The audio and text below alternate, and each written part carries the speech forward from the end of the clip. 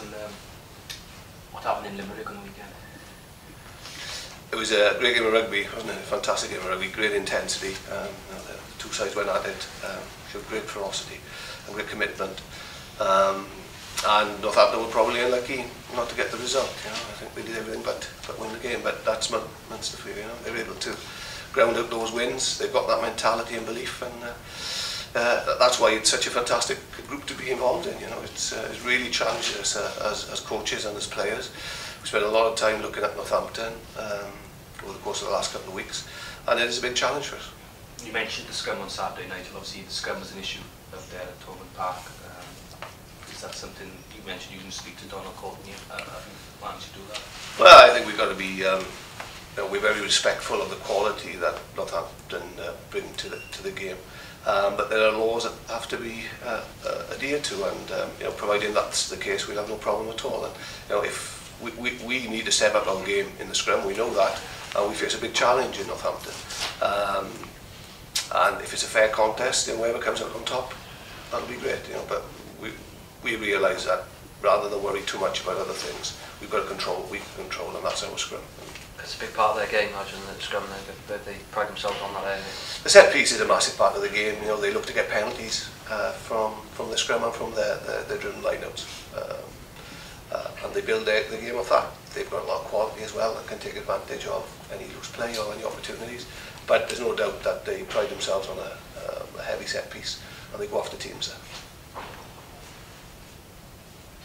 What pleased you about your performance of yourself? The effort, the commitment, our ferocity in the contact area, and our ability to stay in the game, and also then when the opportunities came, we generally took them. We created quite a few things, probably didn't finish off a couple of opportunities in the first half, but we did so in the second half, and we showed a lot of quality at times, but more than anything else, it was our endeavour and effort. When you're in a big occasion like this, Nigel, Fred, obviously your full house, it's the spotlight beyond, the cameras there and everything else. What do you need? What's the message to the players in big occasions like this? Belief is a big thing for us, and the ability to adapt in the game and be clever within the game.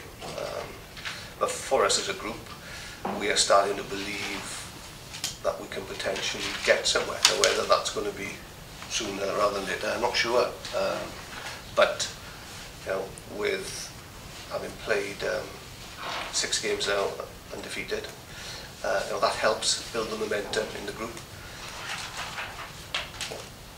And the big thing is they've got to go out there, play for the jersey, and play with a big, huge intensity. Because when you get to see the top end teams play in Europe, whether it be in the pool stages or the knockout stages, it is all about intensity, and they are brutal battles. We just get back last week. I mean, how do you think he went? Yeah, he went very well. I thought it's very difficult to judge somebody on 20-25 minutes of rugby time, but we know what Reece is capable of, the level that he's played to in the past. Mark, when you look at the players, people come back from the World Cup, their reputation's enhanced, the back line the Scarlets have now. I mean, how exciting does it make your job to look at the players you've got at your disposal? Yeah, we had them before they went to the World Cup, so yeah. they were quite good then. They must have grown and would play. Yeah, they have. I think when you go to a World Cup as a young man, I think you always benefit from the experience. I think the whole issue of being away from your comfort zone in terms of your family, friends, and being cocooned away, and nothing else to think about other than rugby. I think it's great, focuses the mind, and they did a marvellous job when they were away with Gats and the rest of the coaching team. They put a great performance in, and they've come back in good spirits. And I think hopefully we're looking to sort of kick on from that really, and take their confidence and quality into what we were trying to work on whilst they're away. So it's still a marriage that's in its infancy, but they seem to be gelling back in nicely, in all fairness to them. 2 international wingers on the field there in terms of George and Ashton. How do you see their qualities? Yeah, contrasting a little bit in terms of perhaps the stature of the two. Chris is far slighter, and he's far more of perhaps a loose field type of player, whereas George is able to mix it in the tight close quarter stuff as well. I think Chris Ashton's qualities are being able to run off other people and find space, whereas perhaps George is used as a bit more of a space creator.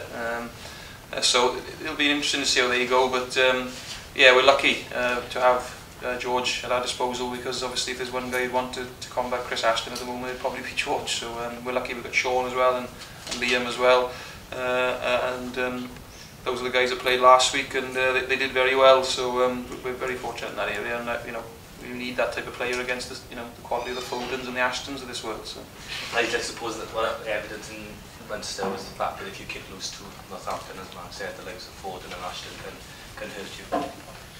Yeah, you know, I think we have to be very careful and very measured with our kicking game.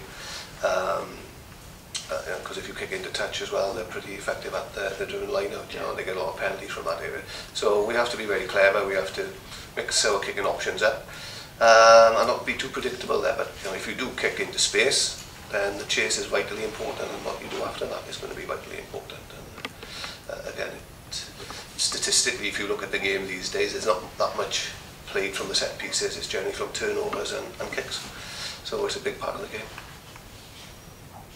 Now to go back to the set piece and battle up front, has it highlighted more this game, because it sort of mirrors last year really? You beat a good French side here, but then went to Leicester and were beaten heavily because of that exchange up front. I mean, is that at the back of the mind? Try not to think about that too much, but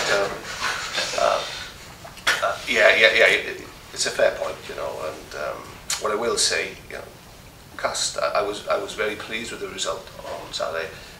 Cast were a very good side, very physical, and that's what they've done. They're third in the French league because they've battered sides, and they score most of their points through penalties that they get because of what they do. So, you know, we did a good job last week. We realised we're going to step it up again this week. Bit of a wake-up call in certain areas, and as I say, you know, the set piece is going to be a key part of this game. We know that, and we have to be very clever in how we deal with it and manage that area. How much is that done to individual players on the day, now just sort of adapting to how the game's been managing, and you know, you can talk about scrum engagement or anything like that, but the players sort themselves, you know, to play the referee on the field. There's a lot of that, you know. Obviously you can prepare and you can analyse, and you can have a plan, but at the end of the day you have to react as well, and that's been a theme of ours really this season, is to be able to adapt to situations. We didn't adapt particularly well in that facet of play on the weekend, and we're going to have to be a lot sharper there this weekend, and we know that. But it's a challenge, you know. I think, having spent some time with our pack, they're on the edge at the moment. You know, they realise that they've got a big challenge. There's a little bit of jitters there, which is a good thing, and there's a lot of focus. Jordan and Scott played in the centre the first time as the Scarlets on the weekend. How do you see that partnership together? No, you next to the centre. Yeah, I was very pleased. You know, that they're both players of huge quality, and I thought they were very composed on occasions, and also I thought defensively very solid and very physical in the contact area, both of them. So we were very pleased, you know, and Mark's working hard with this back line. It's not easy because we're trying to gel these boys back together, but they've done a great job, and we know how much of a threat our back line is. Each individual has got the ability to do something special, but that's not always easy to put those players together. So that's the challenge that we face, is how that group of players gel together.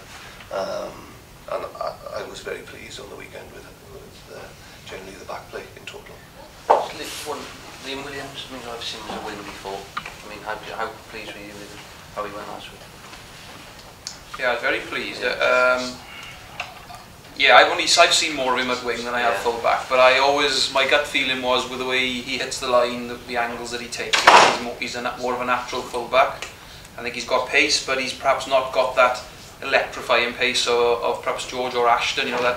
But what he has got is he's got great contact skills, he's got good footwork, and he hits great lines. So I think he lends himself to a full back, you know. I think he's very brave, and what I like about him is he's rugby bright, talks well, he makes things simple.